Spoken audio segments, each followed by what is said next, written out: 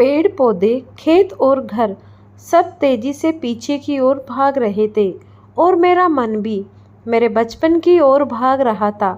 अशोक भैया, मैं और विनीत, जिसे प्यार से मैं विनू कहती, अपने माँ बाबूजी के साथ बनारस में रहते थे। बाबूजी पोस्ट ऑफिस में बड़ा बाबू थे, माँ एक घरेलू महिला। पुश्तैनी घर था हमारा बनारस में। कमाई तो ज़्यादा नहीं थी बाबूजी की, लेकिन प्रेम बेहिसाब था। तीनों भाई बहन संग संग खेलते बड़े हो रहे थे। बहुत मेहनत से बाबूजी और माँ ने हम तीनों भाई बहन को पढ़ाया लिखाया था। अशोक भैया की नौकरी बैंक में लग गई। अच्छी नौकरी थी, रिश्ते भी बड़े बड़े घरों से आने लगे। सब देख सुन के रीचा भाभी का परिवार पसंद आ गया सबको। भाभी भी देखने में सुंदर और पढ़ी लिखी थी। जल्दी शादी हो गई। मायका समृद्ध था। भाभी का खूब दहेज मिला साथ में। भाभी का सामान भी एक से बढ़कर एक था। इतने सुंदर सुंदर गहने, कपड़े, मेकअप का सामान देख मेरी आंखें फटी की फटी रह जाती। उम्र भी ऐसी थी कि स्वतः मन आकर्षित हो जाता। एक दिन भाभी को कमरे में ना पा उनकी लिपस्टिक लगाने लगी। तभी भाभी ने देख लिया और घर में हंगामा मचा दिया। खबरदार, जो मेरे सामान को हाथ भी लगाया, कभी देखा भी है ऐसी ब्रांडेड मेकअप के सामान को? आंखें दिखाती भाभी मुझ पे बरस पड़ी और माँ ने अपनी कसम दे मुझे चुप करा दिया। उम्मीद थी अशोक भैया शायद भाभी को कुछ कहे, पर बड़े घर की बीवी और दहेज के सामान ने उनकी बुद्धि बदल दी थी। वो भी आए और मुझे ही डांट कर चले गए और अपमानित होकर भी मैं चुप लगा बैठी। घर में आने वाले समय को शायद बाबूजी ने भांप लिया था और जल्दी मेरी शादी नवीन से हो गई।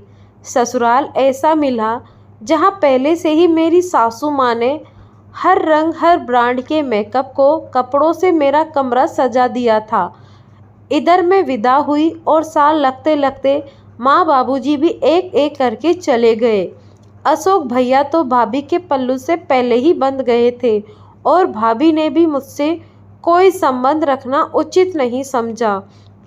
मेरा मायका अब ख़त्म हो चुका था, फिर भी हर तीज त्योहारों में मायके की यादों की टीस उठती और स्वतः दब भी जाती।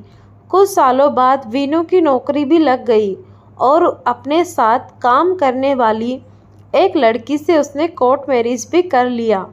करता भी क्या, कोई बड़ा था भी नहीं जो उसे घोड़ी चढ़ाता। एक झटके से ट्रेन रुकी। खिड़की से झांक कर देखा तो वीनू ही नज़र नहीं आ रहा था। दिल घबरा उठा। दिल्ली जैसे शहर में वीनू नहीं आया लेने को तो क्या करूँगी। मैं अभी सोच ही रही थी कि आवाज़ आई, दीदी। पलट के देखा तो वीनू था। मेरा भाई, कितना बड़ा हो गया है रे तू वीनू, कह गले लग गए हम दोनों भाई बहन। आंखें आंसुओं में डूब गई हम दोनों की। चलो दीदी, सामान उठा। हम घर की ओर चल दिए। दरवाज़ा रितु ने खोला। मेरे वीनू की पत्नी, गुलाबी सूट, बड़ी बड़ी आंखें और मुस्कुराता चेहरा झट से मेरे पैर छूकर गले लग गई, जैसे बरसों से जानती हो। मैंने वीनू को देखा तो वो भी मुस्कुरा रहा था। सफ़र कैसा था दीदी? बढ़िया था रितु, कोई परेशानी नहीं हुई। मैंने कहा, नहा धोकर आई तो खाना तैयार था। देखो दीदी, सब कुछ तुम्हारी पसंद का बना है। आज ये देखो, दही बड़े भी बनाए हैं। रितु ने याद है, माँ बनाया करती थी और आप चुपके चुपके कितना खा जाती थी। उत्साह से वीनू बोलता जा रहा था। खाना बहुत स्वाद बना है। रितु मेरे कहते ही बच्चों सा चेहरा खिल उठा।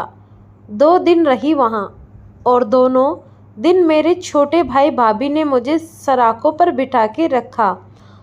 थोड़ा अजीब भी लगे, आदत ही नहीं थी मायके के ठाट और मायके के लाड़ लगवाने की। वापस आने वाले दिन रितु सुंदर सी साड़ी, बिंदी, सिंदूर और एक लिफाफा लेकर आई। ये भी रख लीजिए दीदी, नहीं नहीं, इसकी क्या ज़रूरत है रितु। क्यों नहीं दीदी, अगर मांझी होती तो आपको देती ना, फिर भी आप मना करती क्या। ये तो आपका हक है, तो हक से लीजिए दीदी। अपनी छोटी भाभी के मुंह से ये सब सुन आंखें बरस पड़ी। सच कहा रितु, ये तो मेरा हक है, ज़रूर लूँगी। और दोनों ननद भाभी गले लगकर रो पड़ी। हमें देख वीनू की आंखें भी भर आई।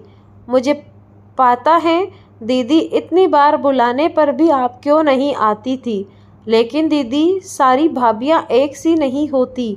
आपका मायका हमेशा बना रहेगा, ये मेरा वादा है।